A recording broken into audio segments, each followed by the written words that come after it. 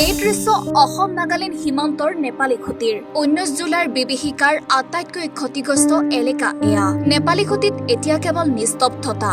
কোনে কাৰ দুখ শুনিব, কোনে কাক দুখৰ কথা কব, চকুপানী নোলোৱা হৈছে এওঁলোকৰ।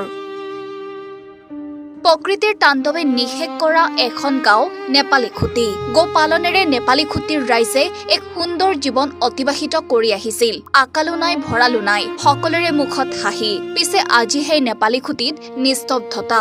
দিন কি ৰাতি কি সকলো একাকাৰ হৈ পৰিছে এওঁলোকৰ বাবে। চৌদিশে কেৱল নিস্তব্ধতা, মানুহৰ হুমুনিয়া। 19 জুলাইত অহা বিভীষিকাই সকলো শেষ কৰি দিলে নেপালী খুঁটিত। এয়া তাৰেই দৃশ্য। সৌ সিদিনালৈ হাঁহি ধেমালিৰ মাজত থকা গাঁওখনত এতিয়া দুখৰ কোনো সীমা নাই। নাজিৰাৰ জাকত জিলিকা নেপালী খুঁটিত এতিয়া কেৱল কান্দোনৰ ৰোল। সকলোৰে মুখত দুখ। মোৰ নিজৰ 20 জনী গৰু আছিল, 19 জনী মোৰ নাথাকিল। উটি গুচি গল গোটেইখিনি। মোৰ চকুপানী উলিয়াব পৰা নাই। অধৈৰ্য হলেও কি কৰিম, ঘৰটো নায়ে, তম্বুৰ তলত থাকিবলগীয়া হৈছে।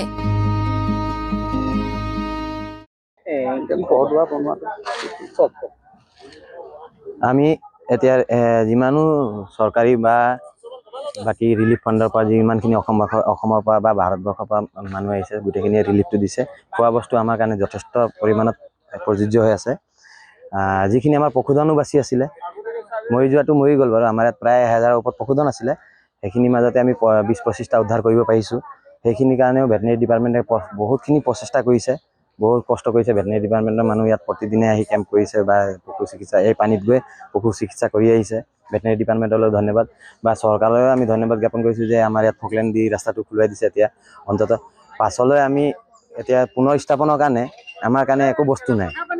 পুনৰ স্থাপনৰ কাৰণে আমি যদি শুবলৈ মেট্ৰেছ বা আঁঠুৱা বা তেনেকৈ কিবা যাৱতীয় বস্তুখিনি যদি আমি অসমবাসী ৰাজ্যৰ পৰা বা অসম চৰকাৰৰ পৰা পাওঁ বা আমাৰ পশুধন যিখিনি হেৰুৱাই গ'ল, সেইখিনিৰ কাৰণে আমি যদি কিবা ৰিলিফ পাওঁ, তেতিয়া আমি আকৌ পুনৰ গাঁওখন স্থাপন কৰি ইয়াৰ পৰা আকৌ পশুপালন কৰি আমি দুগ্ধ উৎপাদন কৰিম। এইটো আমাৰ দুগ্ধ উৎপাদনৰ হাব আছিলে শিৱসাগৰটো।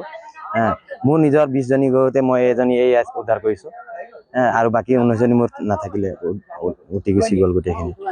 মই এতিয়া নিজৰ দুখটো প্ৰকট কৰিব পৰা নাই, মই চকু পানীও ওলাব পৰা নাই। মোৰ অকল হোৱা নাই, মোৰ গোটেই অঞ্চলটোৰে হৈছে। আৰু অধৈৰ্য হৈও কিনো কৰিম, আমিতো এতিয়া সাহস কৰি মই চবকে সাহস দিছোঁ যে আমি এখন গাঁও আকৌ পুনৰ স্থাপন কৰিম। সেইকাৰণে আমি যুঁজি মেলি আমি হেৰি কৰি আছোঁ। কাইলৈ আমি এই নলাটো খুলিম, যেতিয়া পানীটো আমাৰ ওলাই গুচি যাব। চৰকাৰলৈ এইটো অনুৰোধ থাকিলে আমি যাতে পুনৰ গাঁওখন আগৰ নিচিনাকৈ জাকত জিলিকা কৰিব পাৰোঁ, চৰকাৰে আমাক সাহাৰ্য কৰক। আমি চৰকাৰৰ লগত এইটো অনুৰোধ কৰিছোঁ। আমি একো ক্ষোভ প্ৰকট কৰিব পৰা নাই। কেলৈ ক্ষোভ প্ৰকট কৰিম? চৰকাৰে আহি আমাৰ ইয়াত নিজে আহিছে। আমাৰ MLA ডাঙৰীয়া আহিছে বা সৰ্বানন্দ ময়ূৰ বৰগোহাঁই ডাঙৰীয়া আহি তেখেতে বহুত সহায় সহযোগ কৰিলে। তেওঁ আহি আমাক ফকলেণ্ডৰ সুবিধা কৰি দিছে, ৰাস্তা খুলিবলৈ। বা আমাৰ নাজিৰা অঞ্চলটো বুলি নকওঁ, গোটেই শিৱসাগৰৰ 70% এতিয়া বানত বুৰি আছে। চব জেগাতে চৰকাৰে চাবলগীয়া আছে। কিন্তু ভৱিষ্যতে যে চৰকাৰে আমাক চকু মেলি চাওক, যাতে আমাৰ যিটো ক্ষতি হৈছে সেইখিনি ক্ষতি পূৰণৰ কাৰণে ব্যৱস্থা কৰক। সেইটোৱে মোৰ আশা। ঘৰটো নাই, ঘৰ দুৱাৰ নথকাৰ কাৰণে আমি এতিয়াতো তম্বু তাৰিয়ে বহি আছোঁ। পলস হৈ আছে ঘৰত। আমাৰ এতিয়া ইলেক্ট্ৰিচিটি কানেকশ্যনটো নাইকিয়া হৈছে, আমাৰ পানীৰ সুবিধাটো নাইকিয়া হৈছে। পলসটো আঁতৰাবলৈ পানী পোৱা নাই আমি।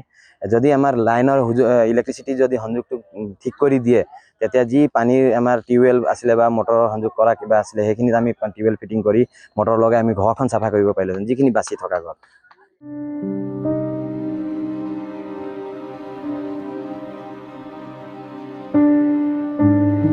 নেপালী খুঁটিৰ এজন যুৱকৰ দুখৰ কাহিনী এয়া। চৰকাৰে পাৰ্যমানে কৰিছে। শিৱসাগৰ, নাজিৰা, চৰাইদেউবাসীৰ দুখৰ সমভাগী হ'বলৈ ৰাজ্যৰ বিভিন্ন প্ৰান্তৰ পৰা শ শ মানুহে সাহায্যলৈ উপস্থিত হৈছে বন্যাত্ৰৰ ওচৰত। হেৰুৱাবোৰ কোনেও ঘূৰাই আনিব নোৱাৰে, কিন্তু মুখৰ হাঁহিকণ যাতে উভতাই আনিব পাৰে, তাৰেই প্ৰয়াস সকলোৰে।